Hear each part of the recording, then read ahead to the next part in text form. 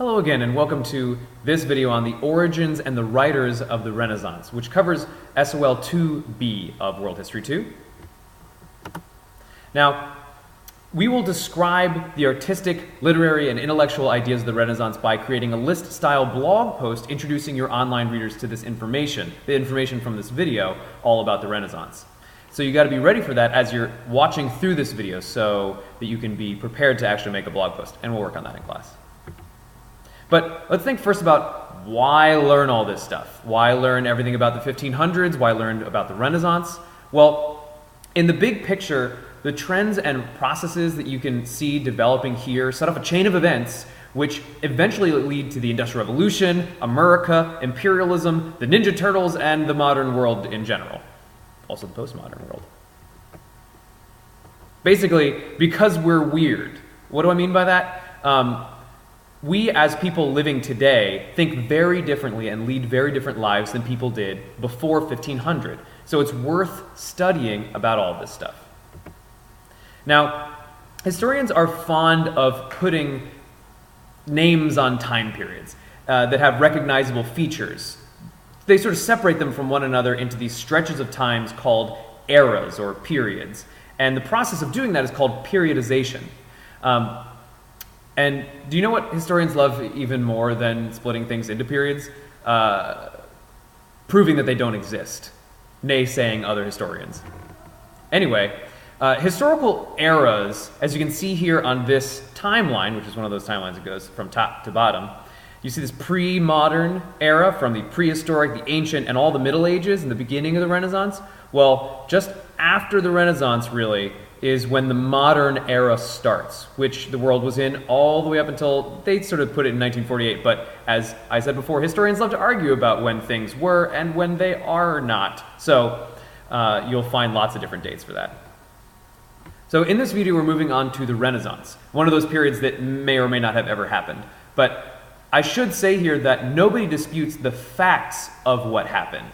The arguments center on what those facts mean and the interpretation of those facts. For instance, nobody is saying that Shakespeare never lived or that he didn't write his plays. Actually, that's a really terrible example because people do actually argue that he didn't write his plays. But Michelangelo, though, he definitely painted the Sistine Chapel ceiling, which you can see right here, and Michelangelo himself.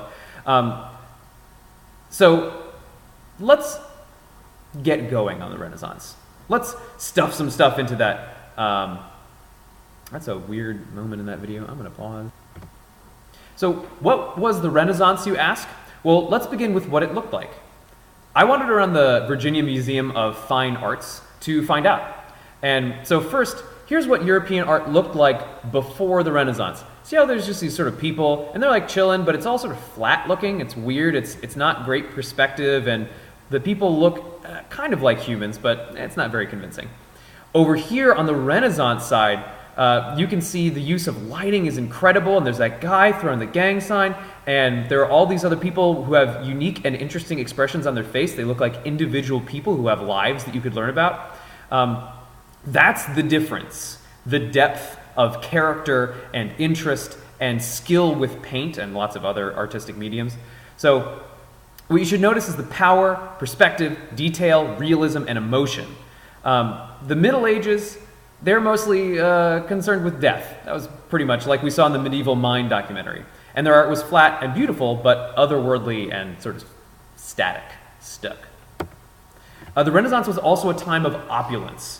I love that word. It means great wealth or luxury. And in this time period, princes and merchants alike were amassing enormous collections of luxury goods like silk and porcelain, gold, silver, jewels, and works of art, all while spreading rich spices on their foods. So cities and local rulers were building these massive monumental buildings along Greek and Roman designs, and it's important to mention here that the Renaissance really means rebirth.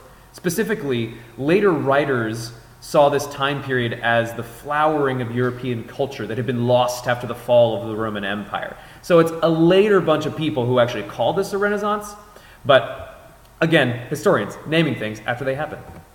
So what made all of the Renaissance possible? A few things. It started in Italy, and Italy had some significant advantages during this time period. It was the center of the Christian religion, and nearly all trade from the east flowed through Venice and Genoa, which were major Italian city-states. The relative stability of trade coming from the east, combined with Venice and Genoa's dominance, meant that huge amounts of wealth were concentrated right there. In the course of a century, though, the Renaissance spread west to Spain and north through France, Germany, England, and especially into the Low Countries, like through what is now the Netherlands and through Amsterdam.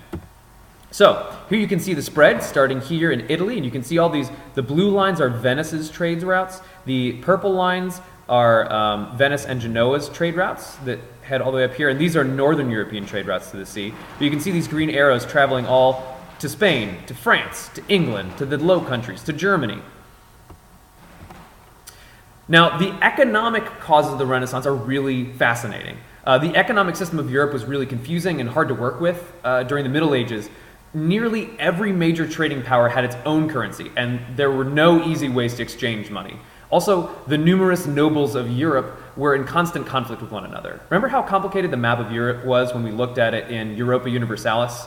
Well, once you get up to 1700, you see consistent standing armies of each nation, paid through the royal treasury, but leading up to during the Renaissance, rulers supplemented their noble troops with mercenaries, and mercenaries expected to get paid. So because you didn't have national standing armies, you had these very expensive armies of mercenaries that you had to pay.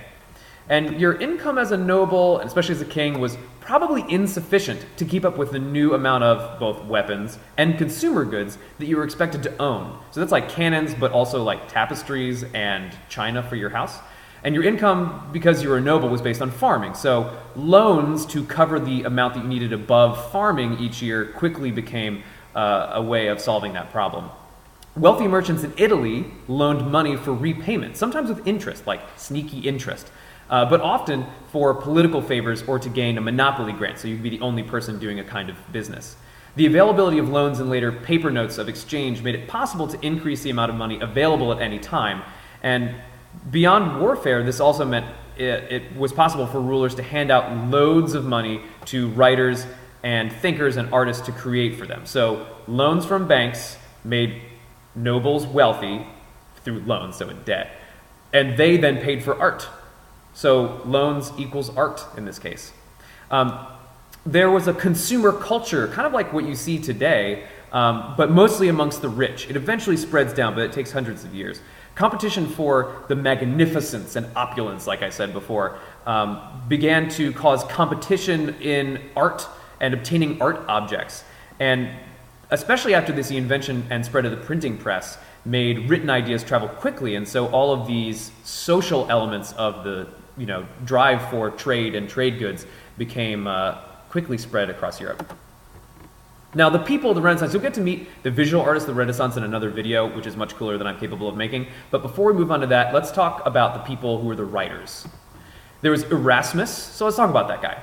He's worth talking about because first, well, he was born first, and he was in a group of thinkers that we today call the humanists. That name comes from another one of those ism words that we'll be studying all year, humanism. Now, that term means something very different than today than it did in the Renaissance. Today, it has a strong connection with atheism, from the Greek word ethios, meaning without God or gods.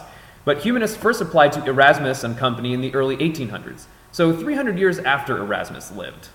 Those historians took the name from the Latin expression literatae humanores, the more human letters. They lumped together all the thinkers who rejected medieval thought, like we saw in the documentary, and they're writing instead idealized literature of Greece and Rome from well over 1,000 years before their time. Humanists of the Renaissance saw Greek and Roman writing as more connected to the real world and not just the spiritual. Though they were by no means atheists, these thinkers do mark an important split from the medieval mind. Their writings had purposes and styles that were far more secular or non-religious, in part because they drew their ideas from Greeks and Romans who were not Christians. This was a big deal, though, and it gave Erasmus the mental space to criticize the church for flaws that seem obvious to us today, like the hypocrisy of some of the laws and the indulgences, which we'll talk about later, the opulence of the church when they're mostly should be focused on heaven, and the violence that the church perpetrated against its own people and against people abroad. So these more secular ideas also influenced art, as you'll get to see in the next video. And some writers at the time, and definitely later historians, see this period of thought as a kind of emancipation from the oppressive Middle Ages. And that emancipation is a theme we'll follow through much of the Renaissance and Reformation. So The next person who's important covers the theme of individualism, and that's William Shakespeare. Because individualism is visible in his essays and plays during this time period. Shakespeare was a playwright in England who lived in the last days of what we call the Renaissance. He wrote beautiful sonnets, which is a kind of metered poem, but what he's most remembered for today are his plays. In the Middle Ages, there were not too many complex characters in drama. There were simple, flat characters who displayed one part of human nature. One character might be just wrathful or angry, or they might be, an old man character. But in Shakespeare's plays, you get to see the many sides of a single character, making them more human. Polonius in the play Hamlet, for instance.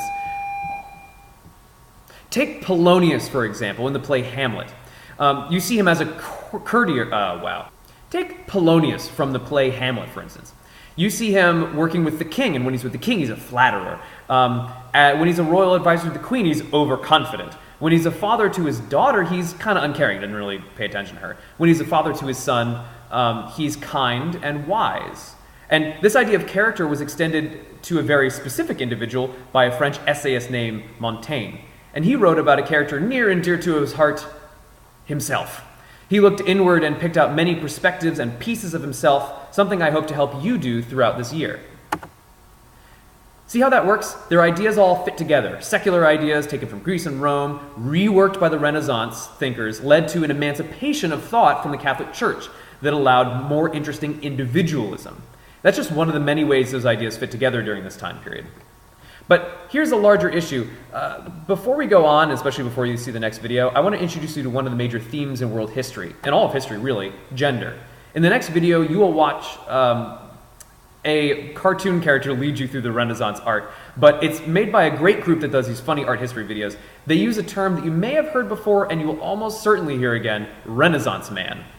It has to come to mean someone who was accomplished in many areas of craft or art or knowledge. This particularly applies to Leonardo da Vinci, who basically did everything from painting to siege engines. But the issue here is that second word, man. In the early days of English, man used to refer to all humans, as in, all people they considered humans.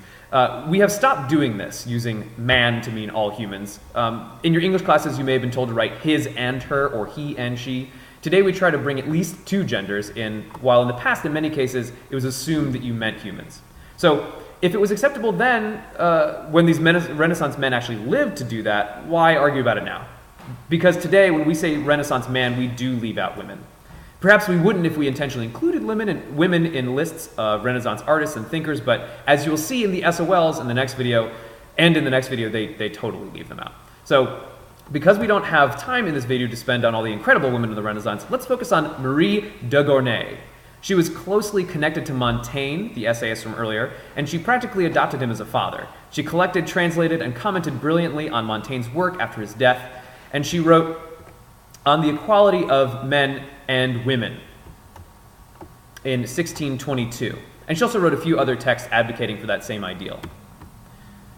Basically, she argued that if what makes a human is the presence of a soul, which a lot of people believed at the time as Christians, and theologians agreed that no one had any more soul than anyone else, which they agreed at a conference for that, then men and women both must be human and equally human, therefore equally souled and equally valuable. So here's her quote: "Man and woman are so much one that if man is more than woman, then woman is more than man." Boom. Also, I should mention here that even the division between man and woman is a social construct, but we'll definitely have time for that later, and we don't have time for it now. Good evening.